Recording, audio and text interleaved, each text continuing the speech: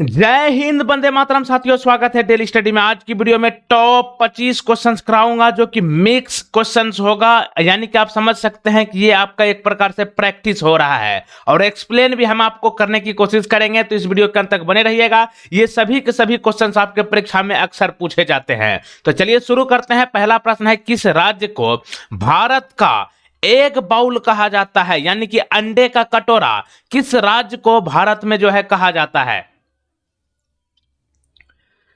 अंडे का कटोरा यानी कि एग बाउल की बात करें तो यह कहा जाता है Andhra Pradesh. Option number C सही जवाब है। तो देखिए, किसी स्थान को उसकी प्रमुख खेती के आधार पर एक विशेष नाम दिया जाता है। यह मुख्य उपज जगह में अधिकांश कृषि उत्पादन के लिए जिम्मेदार होता है, यानी कि कृषि के क्षेत्र में यह सब जो है नामांकन किया जाता है। लेकिन अंडे के बड़े उत्पादन के कारण जो है आंध्र प्रदेश को एग बाउल ऑफ इंडिया के रूप में मान्यता मिला है और अंडा उत्पादन मात्रा के कारण इसे इंडिया के साथ साथ एशिया का एग बाउल भी कहा जाता है। अगला देखिए, हैदराबाद शहर के संस्थापक कौन थे?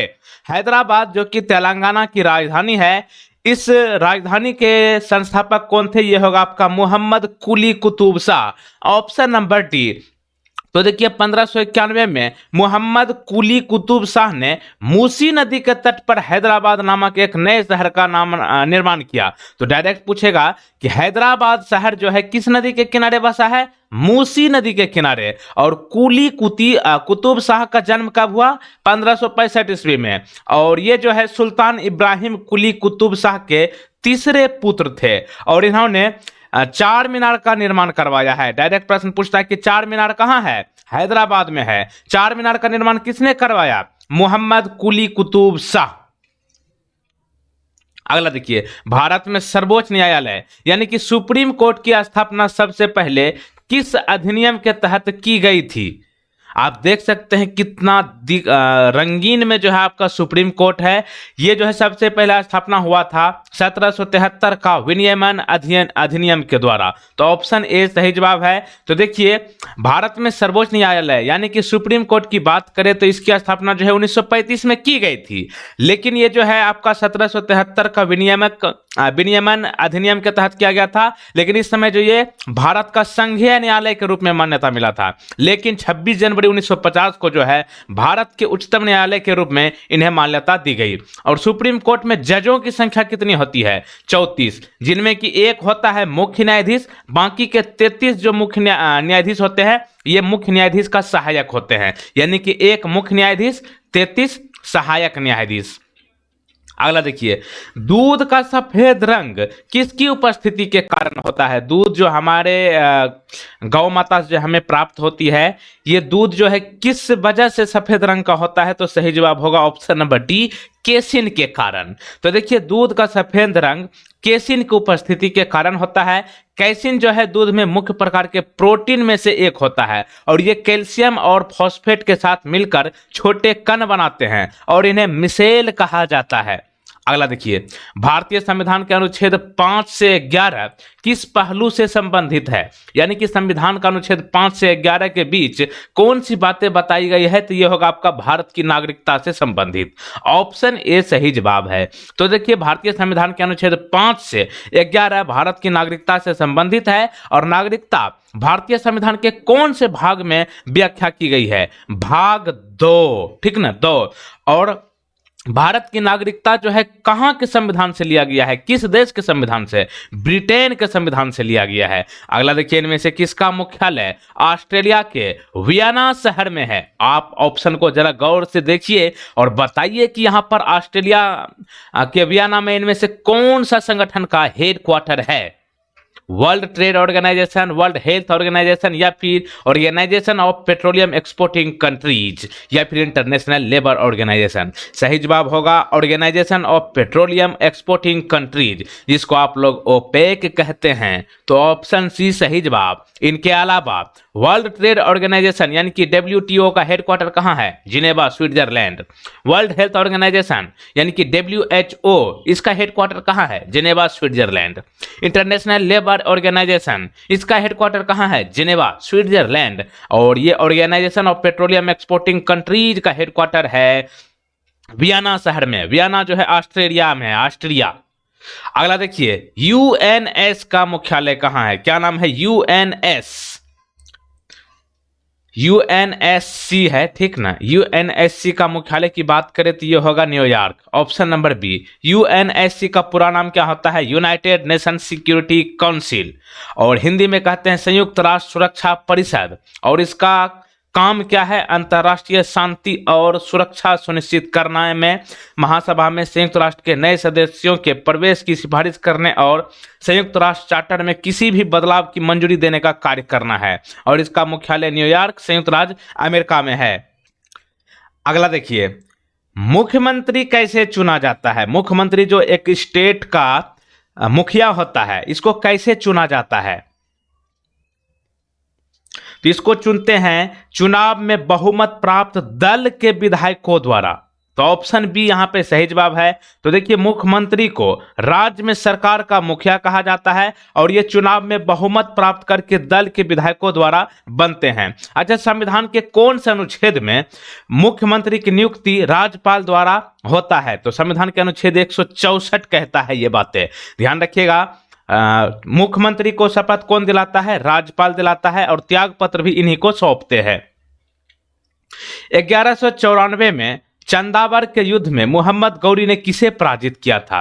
देखिए, यहां पे प्रश्न एक तो ये बनेगा कि चंदावर का युद्ध कब हुआ था, 1194 में किसके बीच हुआ था, मोहम्मद गौरी और जयचंद के बीच में। जीत किसकी हुई थी, मोहम्मद गौरी की। तो देखिए, 1194 में चंदावर की लड़ाई हुई थी और जयचंद को मोहम्मद गौरी ने हराया था। अच्छा, जयचंद जो है कौन से राजा थे, तो ये चंदावर वंश के राजपूत राजा थे और जयचंद ने उत्तर प्रदेश के कन्नौज क्षेत्र पर शासन किया था। अगला देखिए, एक सामान्य वयस्क मानव में रक्त की कुल मात्रा कितना होता है, यानी कि हमारे एक युवावस्था में हमारे बॉडी में कितना ब्लड होता है, कितना लीटर, तो एवरेज में 5 से 6 लीटर माना जाता है। यानी कि हमारे बॉडी में जो है वर्तमान में 5 से 6 लीटर जो है ब्लड होता है। अगला देखिए, पश्चिम बंगाल की अंतर्राष्ट्रीय सीमाएं कितनी देशों के साथ साझा करती है। जरा गौर से मैप को भी आप देख सकते हैं, देखकर ही बताइए कि पश्चिम बंगाल की सीमा जो है कितने अंतर्राष्ट्रीय देशों के साथ लगती है। तो ये होगा आपका 3 देश, ऑप्शन सी सही जवाब है। कौन कौन है, तो देखिए यहाँ पे बांग्लादेश होगा, यहाँ पे देखिए ये है नेपाल, ये है भूटान, ये है बांग्लादेश, यानी कि कुल मिलाकर 3 देशों के साथ जो है पश्चिम बंगाल की अंतर्राष्ट्रीय सीमा लगती है। तो ध्यान रखिएगा, बांग्लादेश, भूटान और नेपाल। और पश्चिम बंगाल जो है 2217 किलोमीटर के साथ बांग्लादेश के साथ सबसे लंबी सीमा साझा करता है और दुनिया की 5वीं सबसे लंबी भूमि सीमा ये है आपका। अगला देखिए, इनमें से कौन बायोगैस का प्रमुख घटक है, बायोगैस का प्रमुख घटक इनमें से कौन होगा, तो सही जवाब होगा मीथेन, ऑप्शन नंबर ए सही जवाब है। तो देखिए, बायोगैस के मुख्य घटक है 55 से 65% लगभग मीथेन होता है और 30 से 45% लगभग कार्बन डाइऑक्साइड और हाइड्रोजन सल्फाइड के निशान भी होते हैं। अगला देखिए, राष्ट्रपति को पद की शपथ किसके द्वारा दिलाई जाती है, राष्ट्रपति यानी कि प्रेसिडेंट ऑफ इंडिया को जो है शपथ किसके द्वारा दिलाई जाती है, तो ये होगा आपका भारत के मुख्य न्यायाधीश। अगर सुप्रीम कोर्ट के जज मुख्य जज जो है नहीं रहे तो उनके स्थान पर जो है कोई अन्य जज भी जो है राष्ट्रपति को पद की शपथ दिला सकते हैं। संविधान के कौन से अनुच्छेद में राष्ट्रपति के शपथ से संबंधित बातें कही गई है, अनुच्छेद 60, ठीक ना, आर्टिकल 60। और आगे बढ़ने से पहले बताना चाहूंगा कि वीडियो को आप लोग फटाफट लाइक कर लीजिए और जो लोग पहली बार चैनल पर आए हैं चैनल को तुरंत सब्सक्राइब कीजिए और इस बेल आइकन को क्लिक करने के बाद ध्यान रखिएगा इन 3 बेल आइकन में से ऊपर वाले ऑल नोटिफिकेशन को क्लिक करके रखिएगा ताकि नए वीडियो का नोटिफिकेशन सबसे पहले आप तक पहुंचे। अगला देखिए, क्रिप्स मिशन भारत कब आया था, मोस्ट इंपोर्टेंट पूछे जाने वाले प्रश्न में से एक प्रश्न ये बनता है, क्रिप्स मिशन भारत कब आया था, सही जवाब होगा 1942, ऑप्शन नंबर डी। तो देखिए, द्वितीय विश्व युद्ध में उनके प्रयासों के लिए पूर्ण भारतीय सहयोग और समर्थन प्राप्त करने के लिए ब्रिटिश सरकार द्वारा क्रिप्स मिशन का गठन किया गया था और मिशन का नेतृत्व एक वरिष्ठ मंत्री सर स्टेफोर्ड क्रिप्स ने किया था, इसलिए जो इनका नाम ही रख दिया गया क्रिप्स मिशन। इनमें से कौन सा प्रत्यक्ष कर का उदाहरण है, प्रत्यक्ष कर मतलब डायरेक्ट टैक्स, तो ये होगा आपका आयकर यानी कि income tax, option number D. तो देखिए प्रत्यक्ष कर क्या होता है, जो कर यानी कि जो टैक्स सीधे सरकार को दिया जाता है या सीधे करदाता पर लगाया जाता है और कर का दायित्व अन्य करदाताओं पर नहीं डाला जा सकता है, उसे कहते हैं प्रत्यक्ष कर। क्या कहते हैं, प्रत्यक्ष कर, जैसे कि आयकर, इनकम टैक्स। देखिए ये एक रोग है यानी कि बीमारी का नाम है भूरा कीट और इसको कहते हैं रतुआ बीमारी। ये जो है किस फसल में लगने वाला है, ये फसल से संबंधित है। आप चित्र में ही देख पाए होंगे, ये है गेहूं। तो गेहूं में जो है भूरा कीट लगता है यानी कि रतुआ बीमारी होता है। इनके अलावा पूछा जाता है कि गन्ने में मुख्य रूप से कौन सा रोग लगता है, रेड रॉट। आलू में मुख्य रूप से कौन सा रोग होता है, लेट ब्लाइट। और शलजम का पूछा जाता है, इसमें होता है मोजेक वायरस। पोंग बांध किस नदी पर बनाया गया है,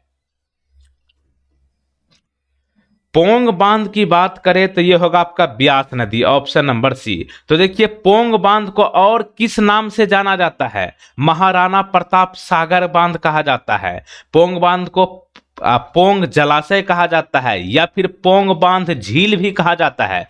पोंग बांध की स्थापना कब की गई, 1975 में। कहां पर, हिमाचल प्रदेश के कांगड़ा जिले में ब्यास नदी पर तैयार किया गया है। कौन सी नदी घाटी परियोजना आंध्र प्रदेश और तेलंगाना में स्थित है, सही जवाब होगा नागार्जुन सागर परियोजना, ऑप्शन नंबर ए।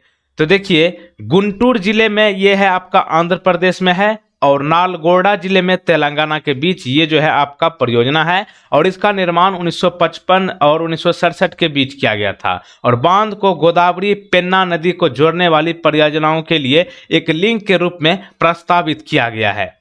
अगला देखिए वास्को डी गामा भारत में कहां उतरा था, वास्को डी गामा की बात करें तो ये कालीकट आया था, ऑप्शन नंबर सी। तो देखिए 1498 में भारत में उतरने वाला पहला यूरोपीय वास्को डी गामा ही थे और 20 मई 1498 को लिस्बन पुर्तगाल से रवाना होने के 2 वर्ष बाद वास्को डी गामा 3 जहाजों के साथ केरल के कालीकट, जिसको पहले कहा जाता था कोझिकोड। तो डायरेक्ट प्रश्न पूछ लेगा कि कालीकट का पुराना नाम क्या है, कोझिकोड। और यहीं पे भारत के पश्चिमी समुद्री तट पर पहुंचे थे वास्को डी गामा और यह पहली बार था जब कोई यूरोपीय समुद्र के रास्ते भारत आया था। अगला देखिए किस नाटक में किसानों की नील विद्रोह की स्थिति को चित्रित किया गया है, नील विद्रोह की स्थिति को चित्रित किया गया है नील दर्पण में। तो ऑप्शन नंबर ए सही जवाब है। तो देखिए नील विद्रोह बंगाल में 1859 से 1860 के बीच में हुआ था और यह किसानों द्वारा ब्रिटिश बागान मालिकों के खिलाफ विद्रोह था और इन्होंने उन शर्तों के तहत नील उगाने के लिए मजबूर किया था जो किसानों के लिए बहुत प्रतिकूल था। तो यही है आपका नील की खेती के विरोध में जो है ये आपका ये विरोध हुआ था 1859 से 1860 में। नील विद्रोह कहां पर, बंगाल में, जबरदस्ती नील की खेती करवाते थे। अगला देखिए लोक लेखा समिति के अध्यक्ष के रूप में कौन कार्य करता है, लोक लेखा समिति के अध्यक्ष के रूप में लोकसभा में विपक्ष के नेता कार्य करते हैं। तो ऑप्शन से ए सही जवाब है। तो देखिए लोक लेखा समिति को 1921 में भारत सरकार अधिनियम 1919 में पहली बार उल्लेख के बाद पेश किया गया था और इसे मोंटफोर्ड सुधार भी कहा जाता है। तो ध्यान रखिएगा लोक लेखा समिति को क्या कहा जाता है, मोंटफोर्ड सुधार। और लोक लेखा समिति का काम क्या है, सार्वजनिक व्यय यानी कि पब्लिक वाला खर्च की जांच करना है और इसके अध्यक्ष जो है लोकसभा में विपक्ष के नेता होते हैं। बाबर ने इब्राहिम लोदी को कब हराया था, बाबर ने इब्राहिम लोदी को कब हराया था, सही जवाब होगा ऑप्शन नंबर डी 1526 में। ये प्रश्न तो 99% स्टूडेंट जो है सही किए होंगे। पानीपत की पहली लड़ाई जो है बाबर और लोदी साम्राज्य की हमलावर ताकतों के बीच हुआ था जो कि 21 अप्रैल 1526 को उत्तर भारत में हुई थी और इसी युद्ध के बाद जो है भारत में मुगल साम्राज्य की स्थापना हुई। मुगल साम्राज्य की स्थापना किसने की, यही बाबर। इनमें से कौन एक लोकतांत्रिक राज्य के लिए एक अच्छा विकल्प नहीं है,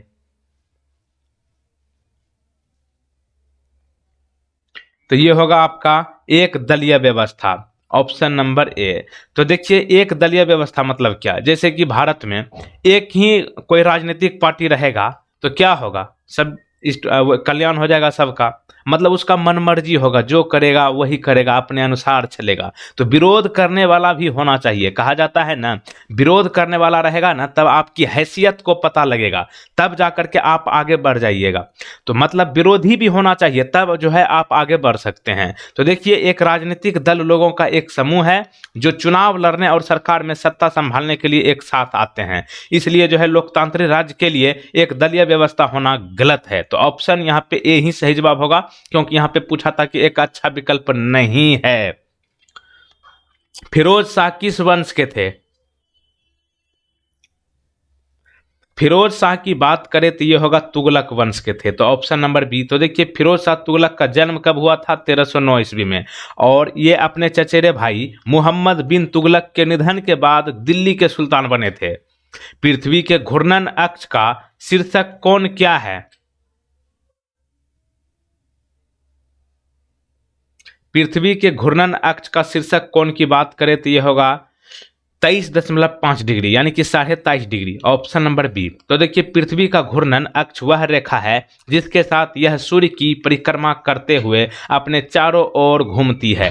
तो यहाँ पे ऑप्शन बी सही जवाब है। एक प्रश्न आपके लिए है, प्रश्न है विश्व जनसंख्या दिवस हर साल कब मनाया जाता है? इस प्रश्न का सही जवाब आपको नीचे कमेंट बॉक्स में जरूर बताना है, और पिछला वीडियो आप लोग जरूर देख लीजिए, और यहाँ पे बाएं साइड में आपके लिए प्लेलिस्ट बना दिए हैं, वहां पे आपको सारे वीडियो एक साथ मिल जाएंगे, तो आप लोग वहां पे जाकर देख सकते हैं। जय हिंद, वंदे मातरम, और वीडियो को अंत में शेयर जरूर करें। Thank you.